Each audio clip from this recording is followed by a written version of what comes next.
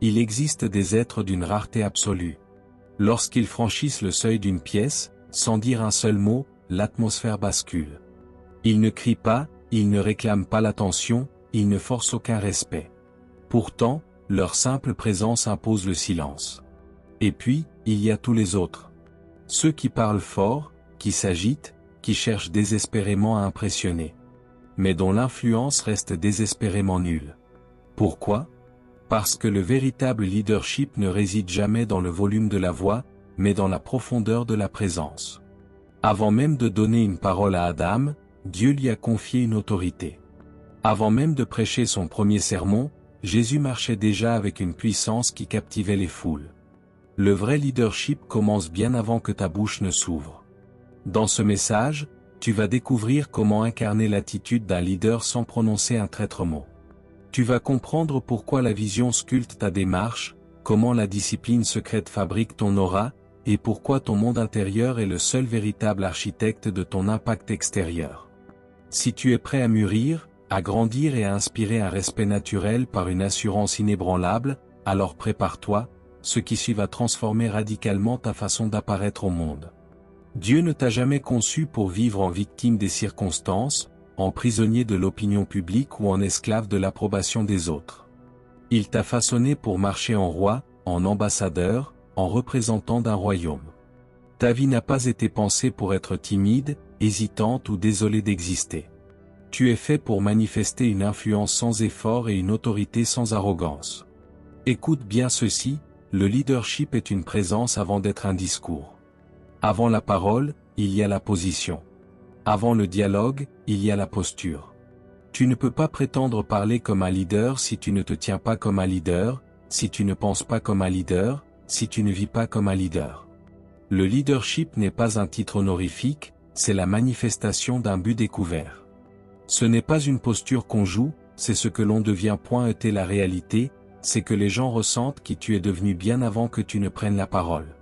Si tu dois justifier ta présence en entrant quelque part, c'est que tu n'as pas encore incarné ton identité. Un lion ne se présente pas. Un roi ne se justifie pas. Jésus n'a jamais couru après les foules ni quémandé l'attention. Pourtant, les gouverneurs, les chefs et les prêtres tremblaient devant lui. Pourquoi ? Parce que l'autorité véritable ne s'explique pas, elle se reconnaît. Le but produit la posture.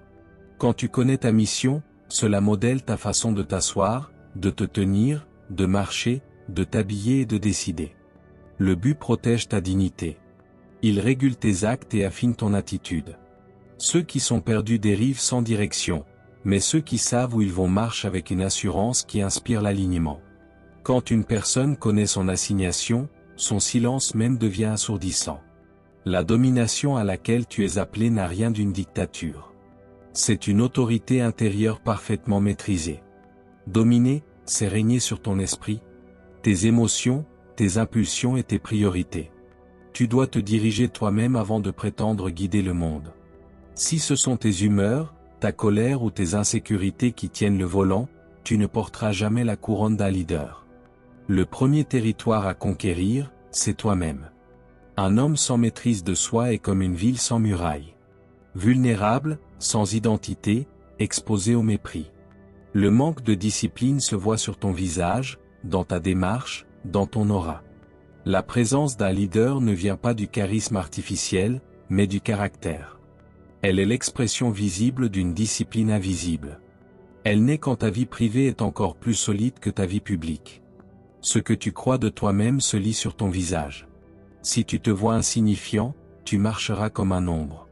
Si tu connais ta valeur, cela illuminera ton attitude. C'est pour cela que l'ennemi ne cherche pas à détruire ton don, il lui suffit d'anéantir ta confiance. Un talent sans confiance reste invisible. Un appel sans courage reste un vœu pieux. Jésus savait d'où il venait, qui il était et où il allait. C'est cette certitude absolue qui forgeait son autorité. Lorsque tu connais ton origine, ton identité et ta destination, ta posture devient inébranlable. Tu dis « non » sans culpabilité, tu dis « oui » avec conviction. C'est cela, porter une autorité silencieuse. Porteur son identité, ce n'est pas simplement se déplacer.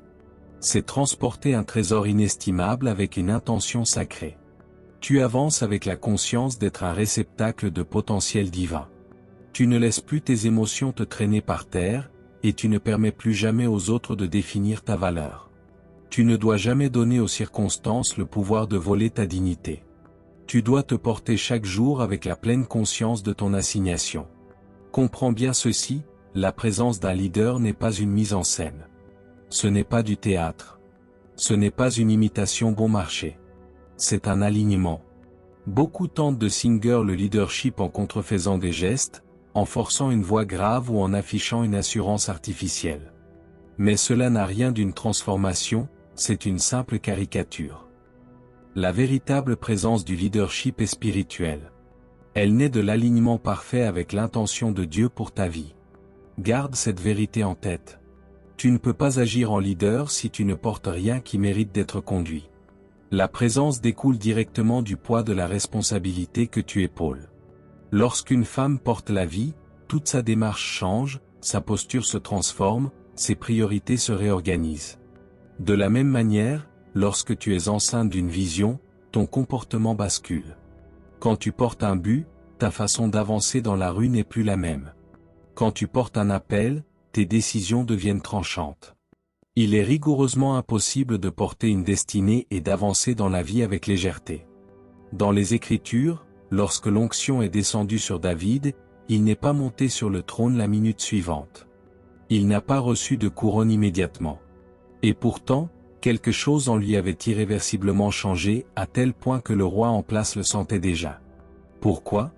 Parce que l'onction transforme d'abord ta présence avant de transformer ta position. Le leadership s'enracine dans l'invisible avant d'éclater au grand jour. Rappelle-toi l'histoire de cet aigle élevé au milieu des poules. Il marchait comme une poule, caquetait comme une poule et grattait la terre pour des miettes. Un jour, un aigle royal a traversé le ciel.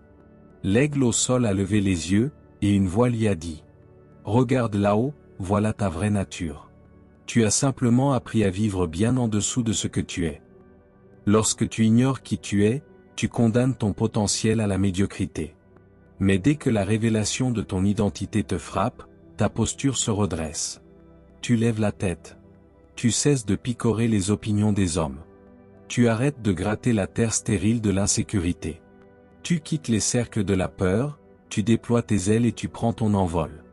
Voilà ce qu'est la présence d'un leader. Mais attention, la présence ne se résume pas à ta démarche. Elle réside d'abord dans ta structure mentale. Car un homme est le reflet exact de ses pensées. Tu ne pourras jamais élever ta présence au-delà du niveau de ton esprit. Une pensée étriquée produit une influence minuscule. Les véritables leaders pensent à la hauteur de leur mission. Ils pensent long terme, ils pensent solution, ils pensent impact, ils pensent responsabilité. Ton esprit est la manufacture de ta présence. Ta vie ne fait que distribuer ce que ton intellect a fabriqué. Si tu veux incarner l'autorité d'un leader, nourris ton esprit de vérité massive, de principes inébranlables et de vision claire. La méditation ne te rend pas seulement spirituel, elle te rend incassable. Et cette stabilité est la forme ultime de l'autorité. Les hommes placent leur confiance dans ce qui reste immobile face à la tempête. Les crises sont les révélateurs des leaders parce qu'elles exposent l'instabilité des imposteurs. Quand la panique gagne la foule, le leader reste serein parce que son esprit est ancré en profondeur. Ce calme est une présence. Cette sérénité est une influence. Cette stabilité est un commandement. La constance bâtit la crédibilité, et la crédibilité forge la présence. Les gens ne suivent que ce qu'ils peuvent anticiper. Comprends ceci, et ta vie ne sera plus jamais la même. La présence du leadership n'a pas été conçue pour impressionner les hommes, mais pour représenter Dieu. Tu es un ambassadeur. Tu transportes la culture d'un royaume. Ton comportement doit refléter la noblesse de ton origine, et non la pression de ton environnement. Ta citoyenneté détermine ta conduite. Quand tu penses et agis en citoyen du royaume, tu apportes la stabilité au milieu du chaos, la clarté dans la confusion, la paix dans la panique, des solutions face aux plaintes, et l'honneur face à l'arrogance. Ta présence est la somme de ta discipline, de ton but et de ta vision, exprimée à travers ton langage corporel, tes choix et tes habitudes. Daniel marchait avec une telle dignité que les empereurs s'inclinaient devant son conseil. Étranger, captif, minoritaire, et pourtant incontournable. Pourquoi? Parce qu'il refusait de vivre selon la pression de la masse, il vivait selon des principes absolus. Il incarnait une excellence invisible. Et l'excellence n'est pas la perfection inaccessible, c'est l'art d'offrir le meilleur avec constance. Ta présence prêche bien avant que ta bouche ne s'ouvre. Ta vie entière est une proclamation. La question est simple, quel message transmets-tu quand tu gardes le silence? La lumière ne hurle pas pour prouver qu'elle existe. Elle brille, elle éclaire, elle dissipe les ténèbres. Tu n'as pas été créé pour élever la voix, tu as été créé pour rayonner. Il y a des hommes et des femmes dont la seule entrée dans une pièce impose un respect immédiat. Parce qu'ils cherchent à intimider, mais parce qu'ils sont parfaitement alignés. Cesse de chercher à impressionner. Les leaders ne sont pas des comédiens en représentation. Ce sont des intendants. Tu n'as pas à quémander la validation du monde. Quand tu sais qui t'a envoyé, tu n'as plus besoin de te justifier. Quand tu connais ta source, tu deviens inamovible. Quand tu connais ton identité, tu deviens imperturbable. Quand tu connais ta destinée, tu deviens intouchable.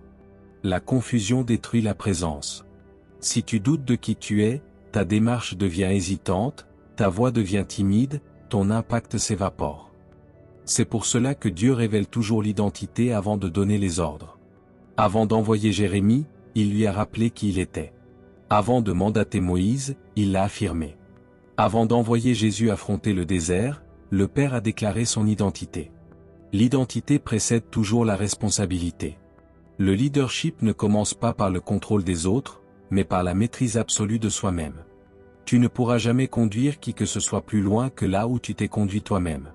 Tu ne peux pas exiger le respect du monde si tu te brades toi-même. Ta démarche révèle tes valeurs, ta présence reflète tes priorités, et ta posture proclame ta vision. Tu as été conçu pour manifester l'image de Dieu. Et cette image est faite d'excellence, de dignité, d'autorité, de sagesse, de créativité et d'ordre. Retiens bien ceci, absolument rien en toi n'a été créé pour la moyenne. La médiocrité est une offense directe à ton architecture d'origine. Tu portes un potentiel divin, c'est-à-dire la capacité d'incarner dans la matière ce que Dieu a déjà accompli en esprit. Ta présence doit rayonner la grandeur qui réside en toi. Visualise un violoniste portant un étui banal, presque usé. De l'extérieur, rien d'impressionnant. Mais à l'intérieur repose un instrument d'une valeur inestimable. Il le transporte avec précaution, respect et intention. C'est exactement ainsi que tu dois te porter toi-même, tu ne te déplaces pas simplement, tu transportes l'image de Dieu, un but, une destinée, une vision et un impact. Quand tu prends conscience du poids de ce que tu portes, toute ta façon de marcher se métamorphose. La présence d'un leader n'est pas une affaire de volume sonore, mais de clarté. Et la clarté est une puissance dévastatrice. Quand ton esprit est clair, ta présence devient massive. Quand tes priorités sont nettes, tes décisions devenant inébranlables. Quand ton but est limpide, ta posture respire la détermination. Les hommes cherchent la clarté, ils l'écoutent, ils s'y rallient. Jésus marchait dans une clarté absolue, chaque pas qu'il faisait respirait la mission. Alors voici mon défi pour toi aujourd'hui, arrête immédiatement de te rétrécir pour rentrer dans des moules médiocres.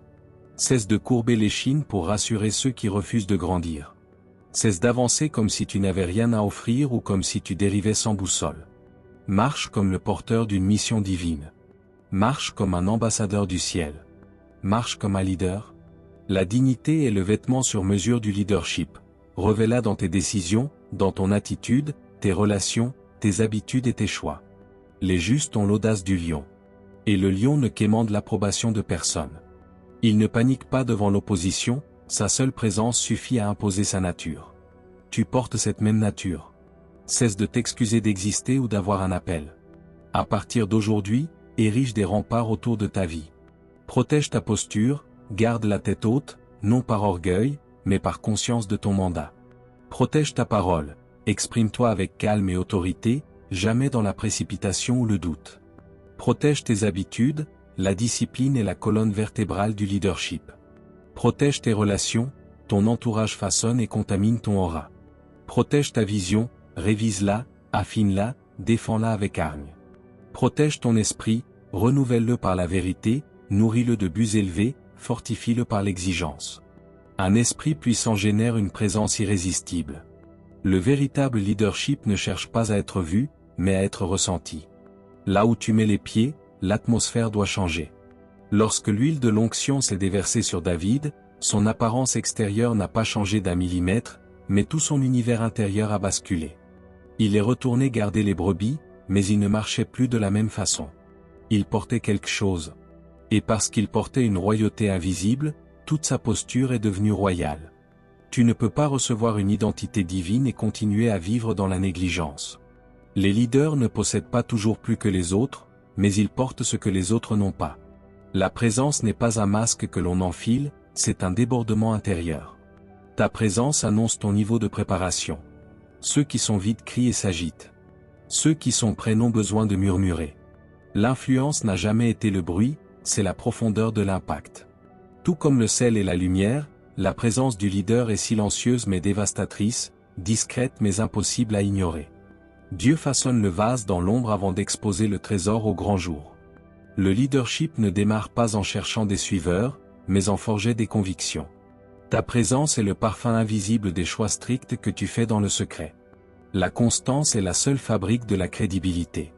Tes habitudes ne peuvent pas contredire ton identité. Si tu es rigoureux le lundi et relâché le mardi, ta présence devient floue. Et la présence ne pousse que dans le sol de la régularité. Les gens ne se rallient pas seulement au talent ou au don. Ils se rallient à la stabilité et à la maturité.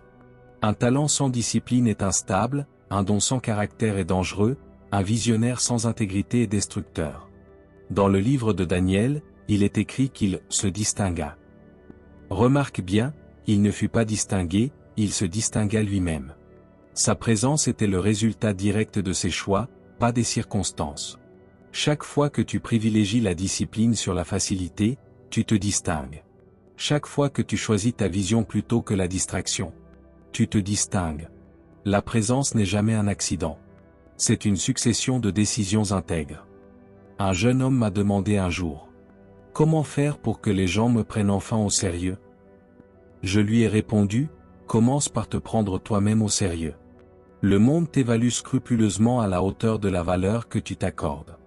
Si tu traites ton temps et ta vie à la légère, ne te surprends pas si le reste du monde en fait autant. Si tu mendies constamment l'approbation des autres, tu ne fais que leur apprendre à te mépriser.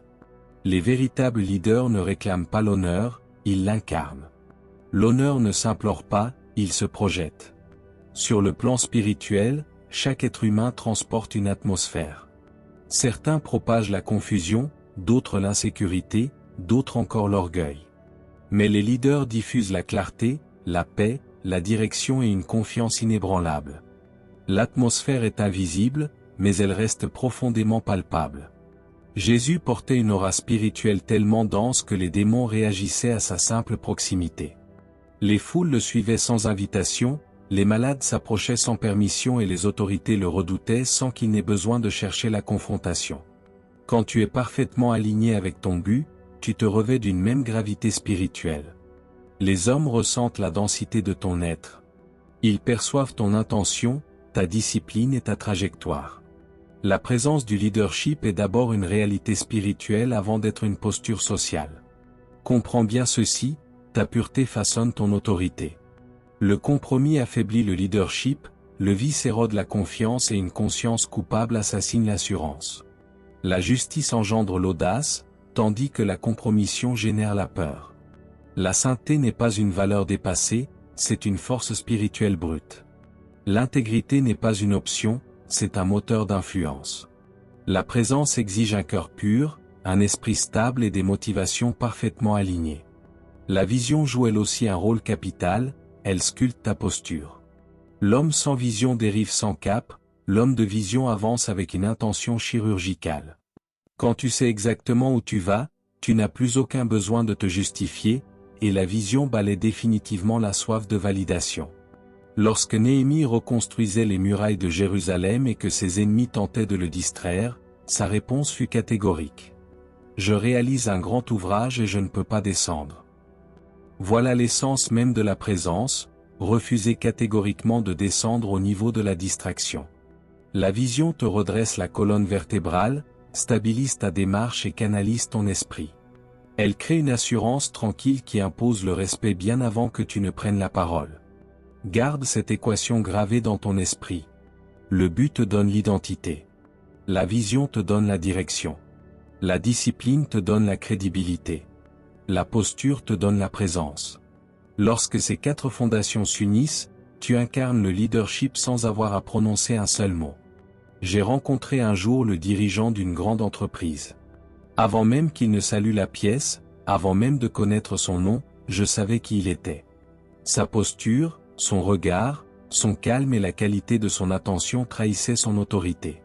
Pourquoi ? Parce qu'il vivait de façon hautement intentionnelle. La présence se forge dans le secret de l'intimité avant de rayonner au grand jour. Tu ne peux pas prétendre mener si ton environnement a plus d'impact sur toi que ton propre appel. Ton entourage modèle ta posture, la confusion est contagieuse, mais la discipline l'est tout autant. L'Écriture confirme que la présence se transmet. Quand les chefs religieux observaient Pierre et Jean, ils reconnaissaient immédiatement qu'ils avaient été avec Jésus. Marcher avec Dieu transforme ton rayonnement. Si tu le portes avec dignité dans l'invisible, tu te porteras avec dignité devant les hommes. Alors passe à l'action dès aujourd'hui. Ne veille pas seulement sur les mots qui sortent de ta bouche, mais veille sur l'atmosphère que tu transportes. Marche avec un but. Marche avec discipline. Marche avec clarté. Marche avec dignité. Franchis chaque porte comme un homme ou une femme en mission. Tiens-toi debout avec la conscience de ton identité. Avance avec la certitude de ta destinée. Car lorsque tu incarnes pleinement ce leadership intérieur, tu n'as plus besoin de hausser le ton, ta vie parle d'elle-même. Non pas pour impressionner le monde, mais pour représenter le roi.